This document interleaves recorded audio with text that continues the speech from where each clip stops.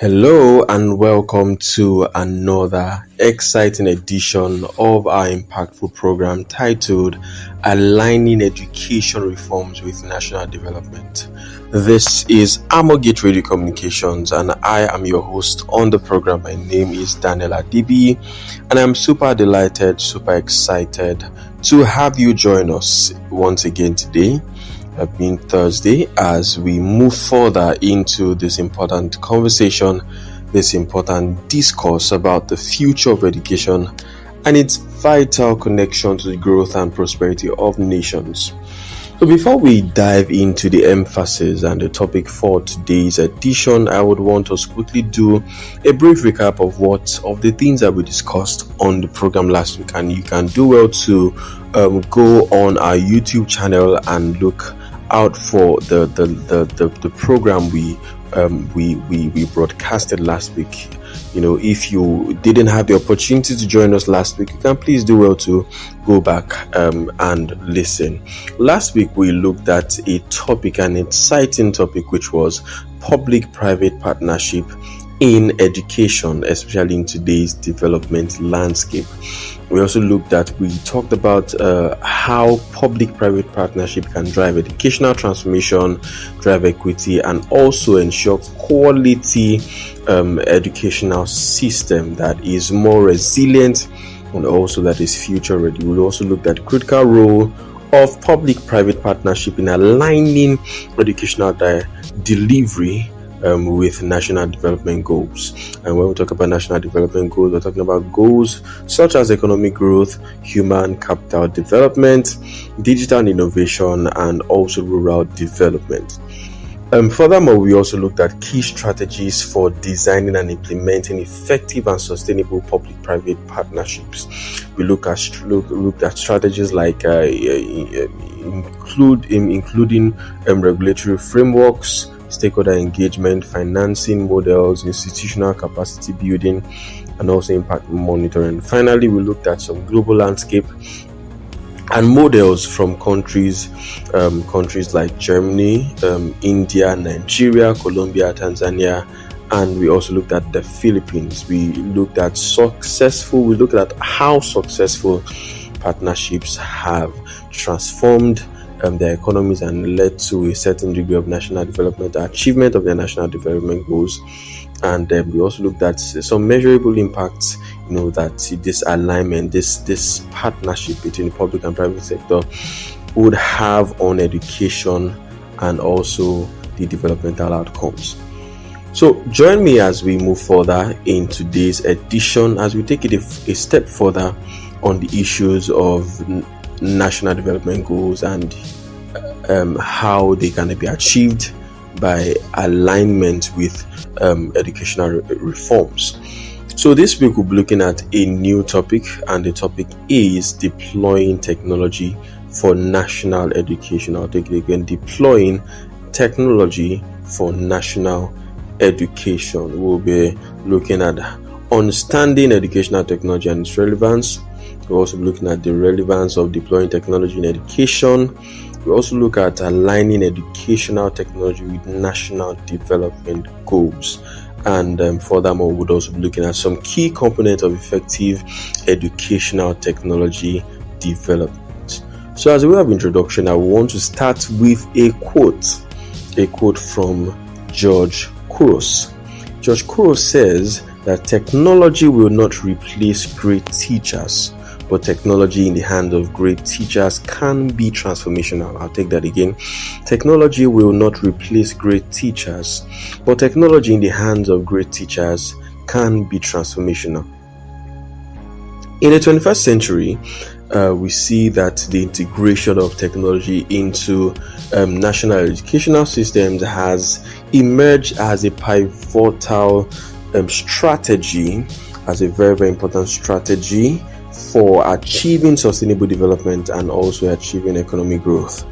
As nations grapple and struggle with the challenges of globalization, challenges of digital transformation, and also the challenging need for a skilled workforce.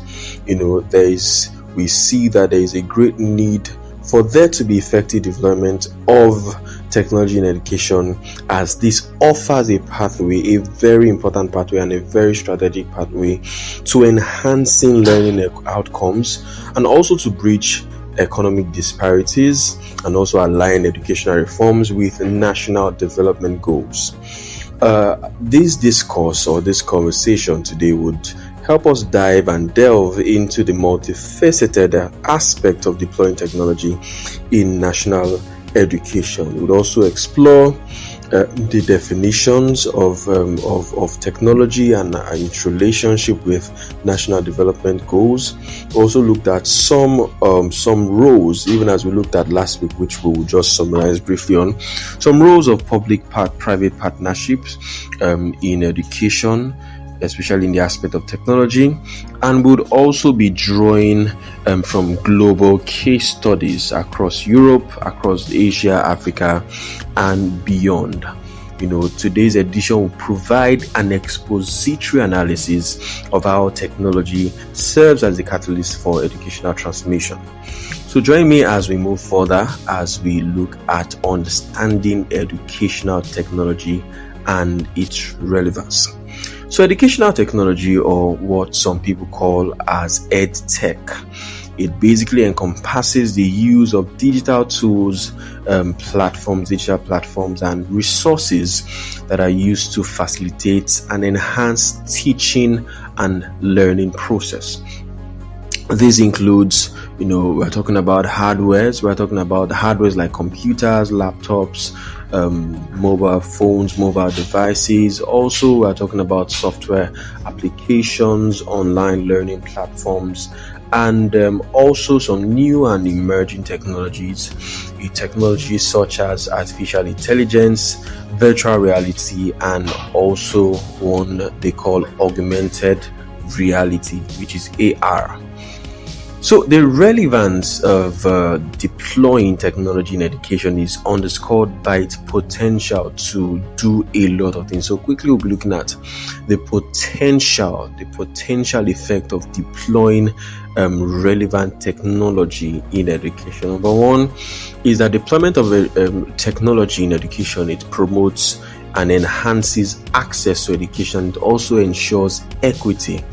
One of the things that digital platforms helps to achieve is that it helps to reach learners. It helps to reach learners, especially in remote or underserved regions or areas where educational services or schools are not present. We see that some of these platforms can, people in remote regions or people in remote rural areas can access some of these educational materials or some of these educational services remotely. So deploying technology in education has helped to enhance access and equity, which is very, very important. It helps to mitigate geographical and socio-economic barriers, right? And also, number two, potential of deploying technology in education is that it helps to enhance and encourage personalized learning, which has been discovered to be an effective method of learning.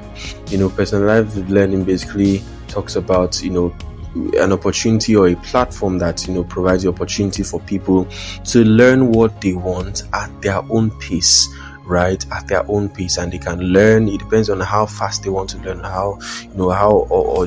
even in the process of learning, they can also make other discoveries basically at their own pace and within their own time frame, basically. So adaptive learning technologies helps to tailor educational content to individual student needs. So it depends on what the student needs. So this platform or this technology provides educational content for students. It helps to tailor educational content to individual student needs.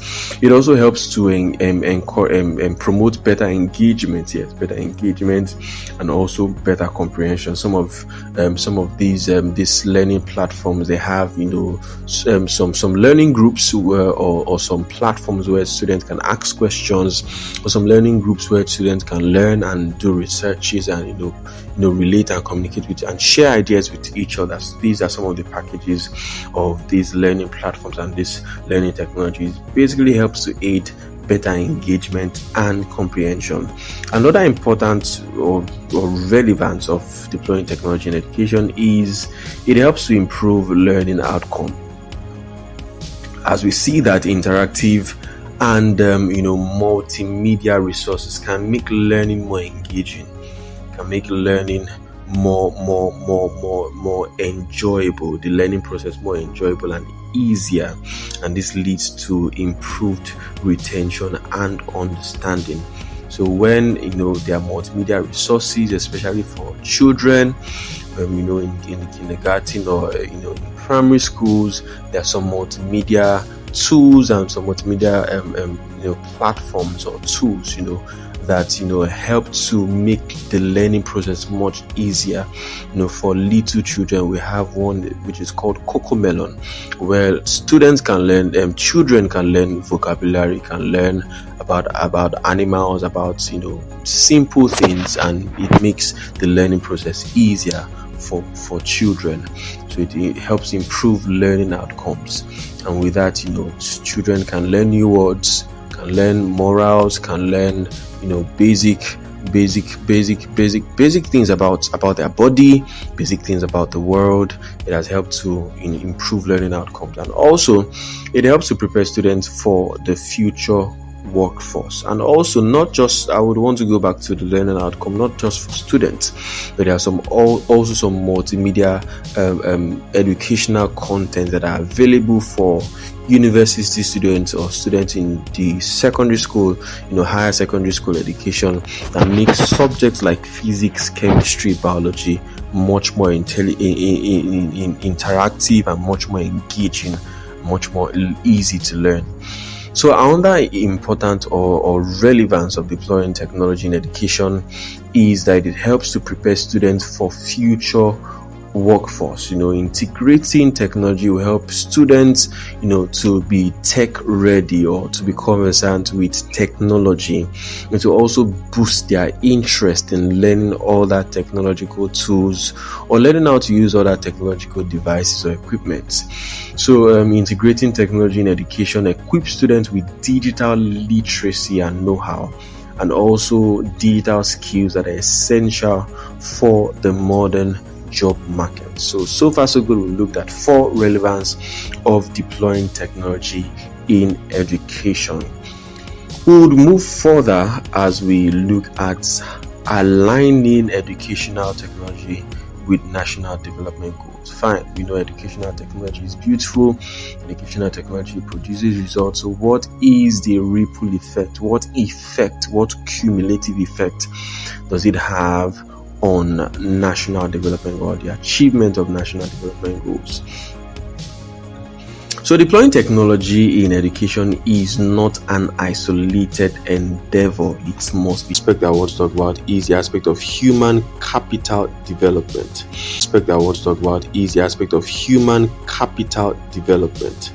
When we talk about human capital development, we're talking about the quality of people that are informed, that are equipped, and that are empowered with knowledge and information.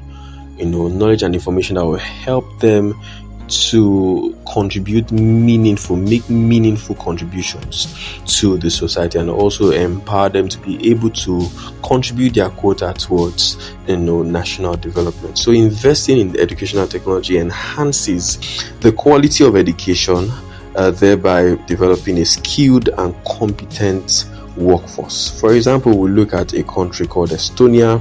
In Estonia, Estonia has integrated digital tools in classrooms.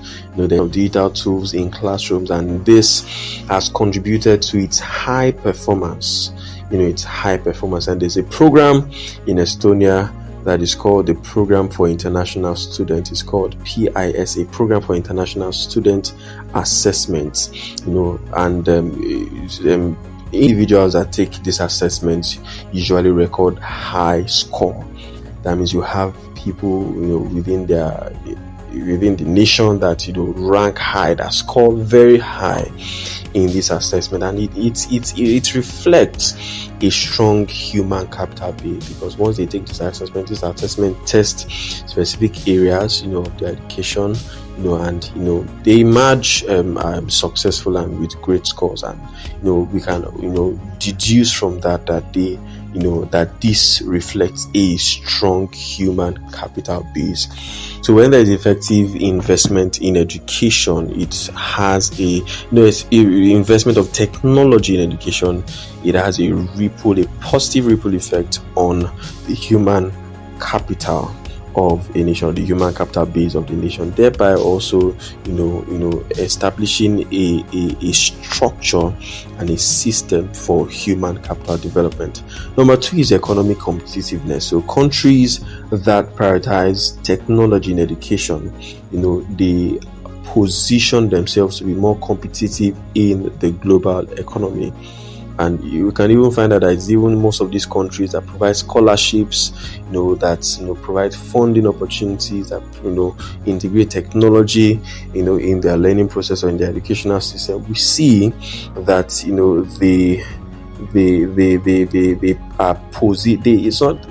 they have positioned themselves to be more competitive in the global economy. When we're talking about countries like this, we're talking about countries like the United States of America, talking about India, we're talking about Germany, we are talking about countries in Europe like Brazil, talking about countries like Finland, I'm talking about countries like China, South Korea, Japan. These countries have successfully integrated technology in their education, and they have thereby positioned themselves as a competitive entity or a competitive nation in the global economy.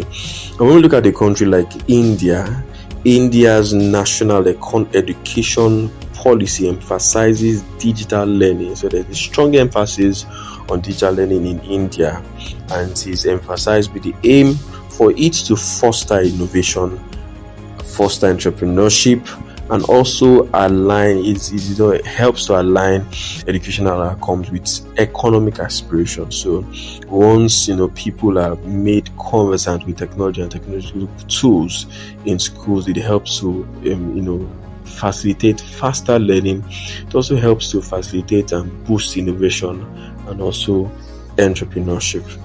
So number 3 is social inclusion and equity. How has educational technology helped to make people feel included within the society and has provided equal opportunities for learning and education within a nation. So we can also see that technology can bridge educational gaps, and it bridges educational gaps by providing access. It doesn't matter where you are. Once you can connect to a technological system or a technological tool or platform, you can access educational materials, educational content, you can access videos. There are many platforms nowadays where people can take courses, and if you do due diligence to listen to my colleague Mr.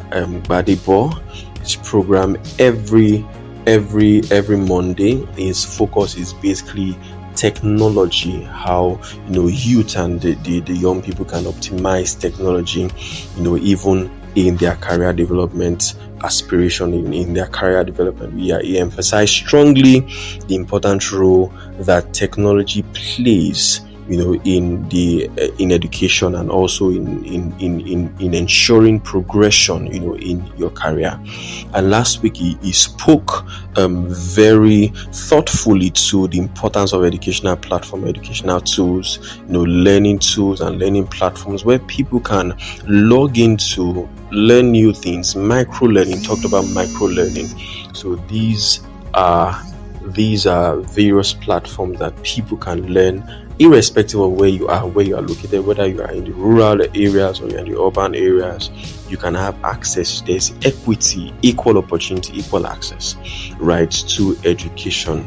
And when we look at a continent like Africa, in Africa there's something called the African Virtual University, and in fact, in Africa, in Nigeria, for example, you have a lot of virtual universities arising. One of them is Miva University. Miva University is the university that offers possibility of virtual learning. So there are some universities that are springing up, coming up in Nigeria and other parts of Africa that provides virtual learning for individuals.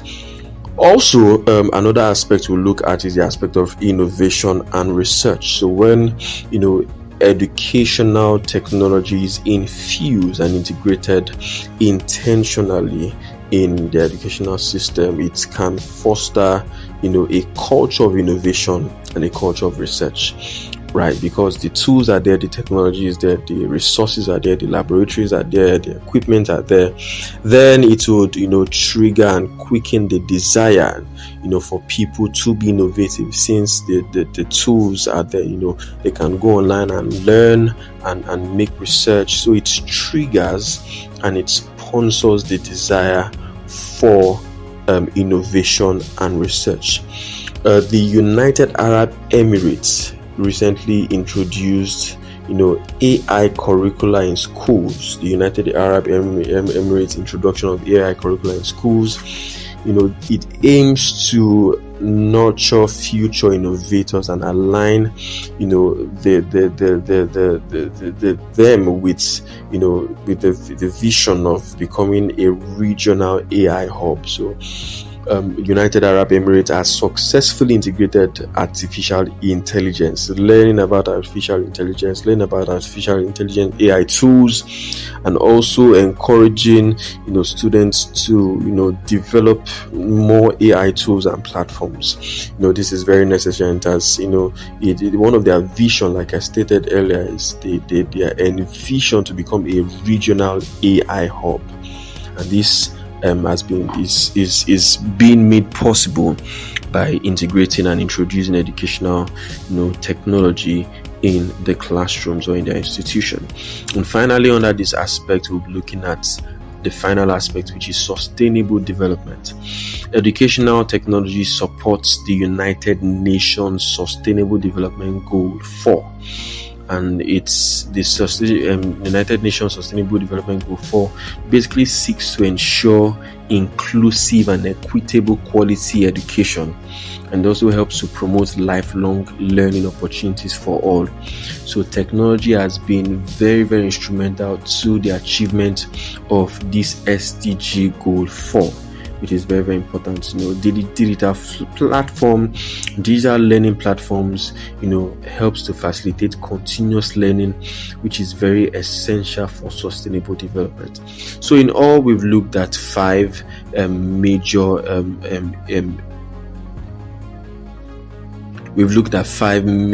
consequences and impact of aligning educational technology with national development goals. So furthermore, I would want to talk quickly about key components of effective educational technology deployment. So what are some of the key components of effective educational technology deployment? So for education, or for technology to effectively transform the national educational systems, there are some certain components that needs to be in place, certain components that must be in place. Number one is infrastructure. Educational technology can't thrive in isolation. It can't thrive on its own. There are some structures and there are some things that needs to be in place, and one of such systems is infrastructure development. And there must be reliable internet connectivity. Without internet you can't connect, and also access to electricity, also access to digital devices. All these are very fundamental. We can see in an African country, an example of an African country like Rwanda, you can see that the government is investing heavily in ICT infrastructure, and the government has also been able to implement a program, and the program is called the One Laptop Per Child program. So the goal of this program is to ensure that at least a child owns and is equipped with a laptop, and these are part of infrastructural effort for them to put necessary systems and structures in place, and provide the necessary tools and services, resources are needed to facilitate educational technology or to facilitate e-learning. And also another key component for effective educational technology deployment is teacher training and professional development. So teachers also needs to be trained.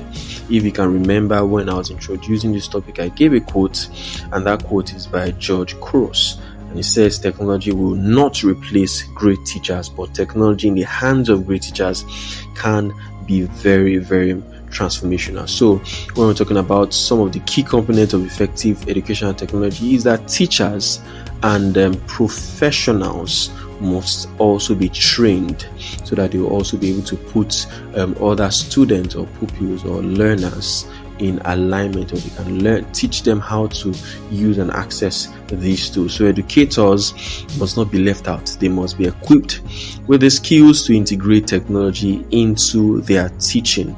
In Singapore, for example, continuous professional development programs ensures teachers are proficient in using digital tools.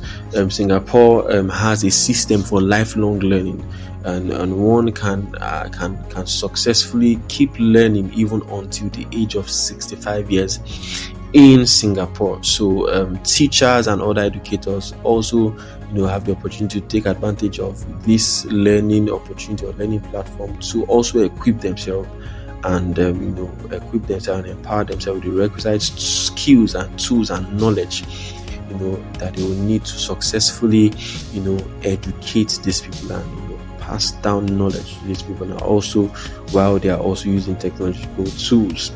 Another key component of effective educational technology deployment is curriculum integration. Technology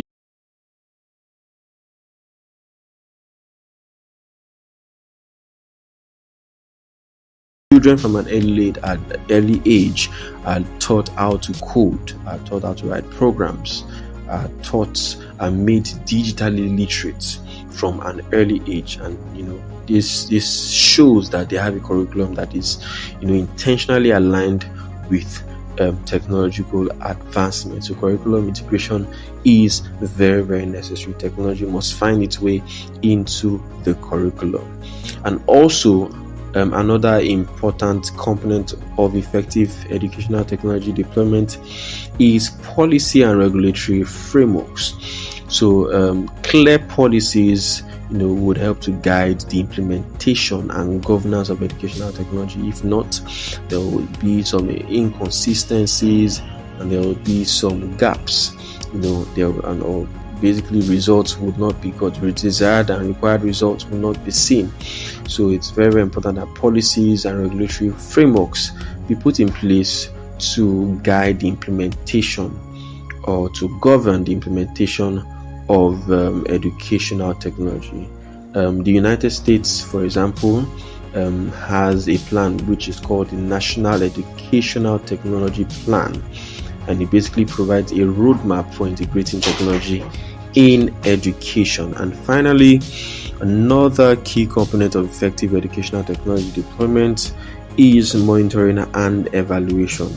So in monitoring and evaluation, we see that there is need for regular assessment of technological impact, or the impact of technology, or the impact of learning outcomes, to ensure that there is necessary improvement, so that we know what areas that needed to be improved and what areas that needed to be worked on, basically. So regular assessment of technology's impact on learning outcomes ensures continuous improvement. So the World Bank also emphasizes the importance of data-driven evaluations to inform policy decision. The World Bank emphasizes the importance of data-driven evaluations to inform policy decisions. So finally, I would want to share with us some global case studies. So we'll be looking at Estonia, for example. I've talked about Estonia. Struggle with the So in Estonia, for example, we can see the educational system is renowned for its integration of technology, with students engaging in digital learning from an early age. A very early age, and they encourage coding and also encourage digital innovations. So the country's emphasis on digital skills has contributed to its top ranking in European education assessments. Secondly, we see India. We see virtual labs and digital learning. India's National Conference on Virtual Labs highlighted the transformative impact of digital learning in higher education, showcasing innovations like AI and remote experimentation to enhance accessibility and outreach. And also we see the United Arab Emirates, where we can see an integration of AI in schools. The UAE's initiative to introduce AI curricula for young students reflects a strategic move to prepare the future workforce and diversify its economy beyond oil dependency. And in Africa, we can see regional collaborations on AI in education. African countries like Senegal, Cote d'Ivoire, and Cameroon are developing AI competency framework that are tailored to their national context, demonstrating a commitment to integrating AI in education through regional collaborations. Wow, this is very, very interesting. So time will fail me to talk about the public-private partnership in educational technology, where I talk about infrastructure and resource provision, innovation and research, capacity building, policy development, sustainable financing. We can do well to go to our YouTube channel and listen to the previous session and previous edition, which was aired last week Thursday, and it is right there on our YouTube channel. We can see more and learn more about public-private private partnerships in education technology. So in conclusion, I would like to stop or finish with a quote by a great man called Evan Welton Fitzwater. He says that the future of the world is in my classroom today. The future of the world is in my classroom today. So I would like to say about Nigeria that the future of Nigeria is in our classrooms today.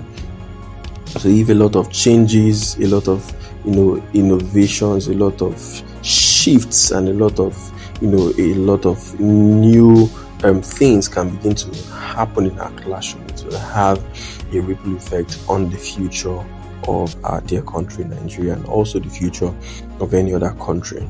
So deploying technology in national educational systems is not merely an option, but a necessity in the contemporary world. It serves as a catalyst for achieving national development goals, fostering educational economic growth, social inclusion, and sustainable development. By learning from global best practices and fostering collaborative partnership, nations can harness the full potential of educational technology to transform learning experiences and outcomes for all. So it is on these notes, it is at this point we bring today's edition to a close. We have looked at our topic, which is deploying technology for national education, and this is a catalyst for sustainable development. So please do well to join us next week. It has been a wonderful time on this program, on this edition. Thank you so much. I'm looking forward to having you same time, same platform here on YouTube next week, Thursday. You can also do well to go back to the recordings, go back to the broadcast, just to listen and understand more about what was talked today. We look forward to receiving your feedback, your questions.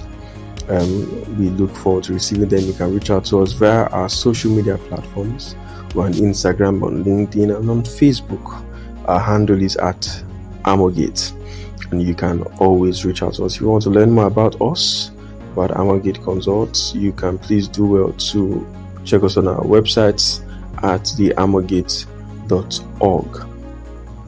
And I would love to have you same time, same platform next week, Thursday. Please stay safe, be well, and do have a beautiful week ahead. Bye for now.